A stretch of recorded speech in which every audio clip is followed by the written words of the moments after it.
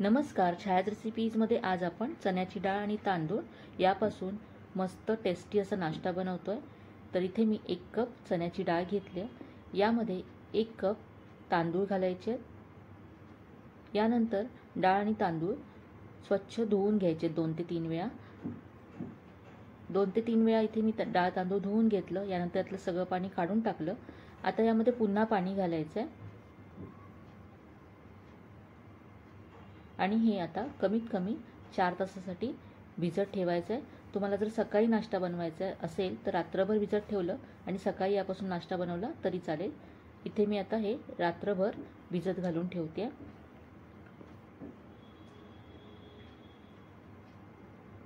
तर इथे आता हे पहा छान असं भिजलं गेलंय। डाळ सुद्धा सॉफ्ट झाली आहे।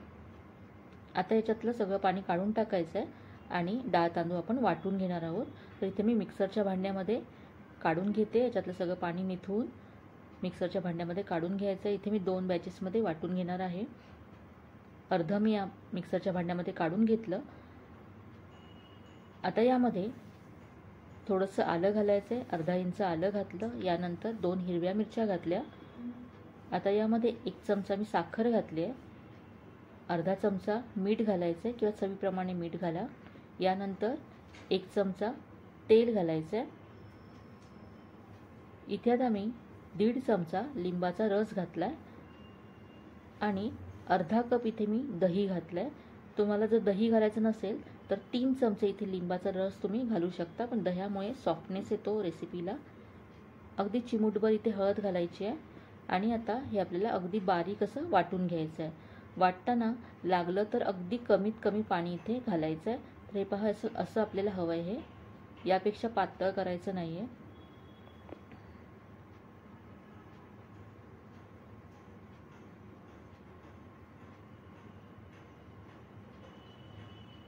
आता इथे मी एक केक टीन घेतलाय, याला तेलाने ग्रीस करून घ्यायचं आहे। तर आज आपण डाळ तांदळापासून ढोकळा बनवतोय। तुमच्याकडे जर एखादी मोठी प्लेट असेल किंवा सपाट बेसचा डबा असेल तर त्यामध्ये सुद्धा तुम्ही ढोकळा शिजवू शकता। आता इथे मी गॅसवरती एक कढई गरम करत ठेवली आहे आणि यामध्ये असा एक स्टँड उलटा करून ठेवला आहे। असा स्टँड नसेल तर तुम्ही एखादी प्लेट किंवा वाटी उलटी करून ठेवली तरी चालेल। आता यावरती झाकण ठेवायचं आहे आणि हे असंच पाणी आपण गरम करण्यासाठी ठेवूया। पाणी गरम होत आहे तोपर्यंत इथे जे आपलं ढोकळ्याचं मिश्रण तयार आहे तर हे मी 2 भागामध्ये आता डिवाइड करते। मी सगळ्या पिठाचा आता ढोकळा बनवणार नाही आहे, म्हणून मी हे अर्ध ह्याच्यातलं आता वापरणार आहे। अर्ध मी दुसऱ्या बाउलमध्ये काढून घेते।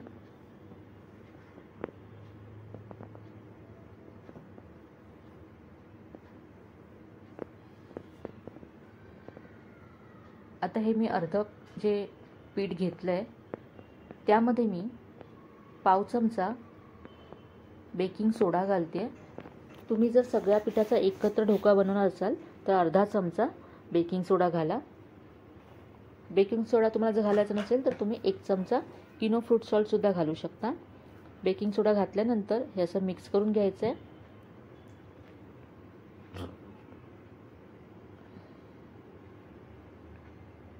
आणि लगेच आपल्याला केकच्या टीनमध्ये घालायचं आहे। आता हा ढोकळा आपण वाफवण्यासाठी ठेवूया।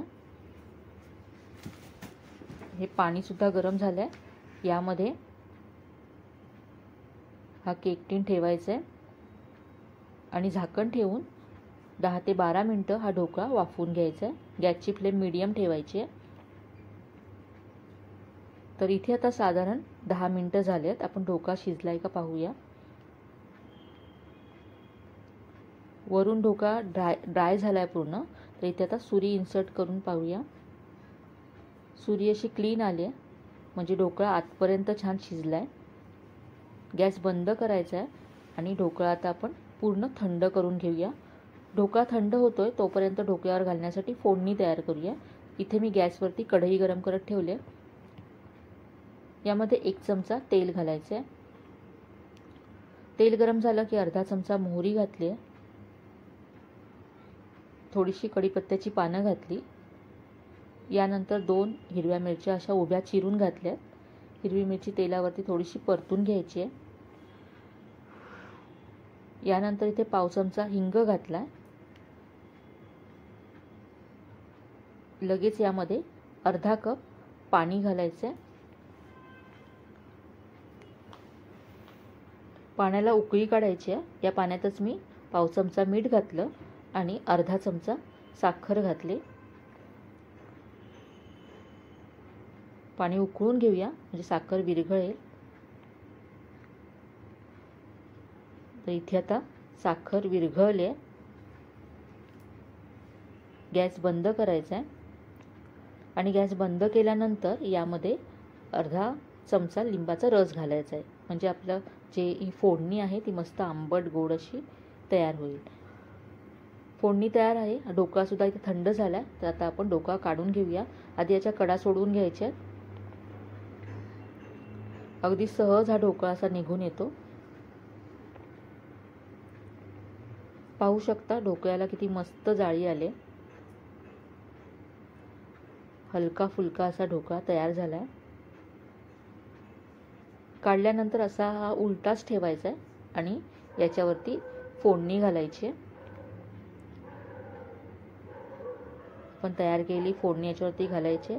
फोडणी घातल्यानंतर 5 मिनिटं ढोकळा असाच ठेवायचा आहे आणि 5 मिनिटांनंतर कट करायचा आहे. म्हणजे ही फोडणी छान आतपर्यंत मुरते आणि ढोकळा आतपर्यंत छान सॉफ्ट होतो.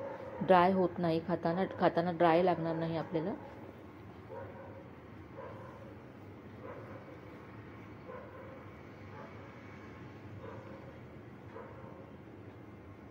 ढोकळा आता कट करून घेऊया.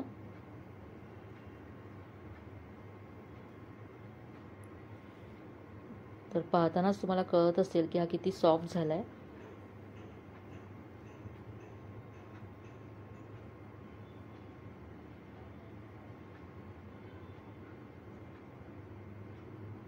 डाळ तांदूळ रात्री भिजत घातलं तर सकाळी तुम्ही झटपट हा नाश्ता तयार करू शकता. पाहू शकता अगदी स्पॉन्जी झाला आहे आणि मस्त अशी जाळी आली ढोकळ्याला.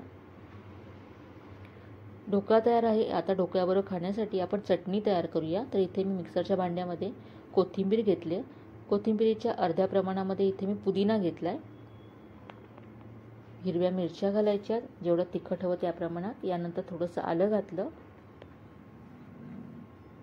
इथे आता ढोकळ्याचा एक तुकडा घातला आहे मी. यामुळे आपल्या चटणीला घट्टपणा यायला मदत होईल. चवीप्रमाणे यामध्ये मीठ घालायचं आहे आणि यानंतर आंबटपणासाठी इथे 1 चमचा लिंबाचा रस घालायचा आहे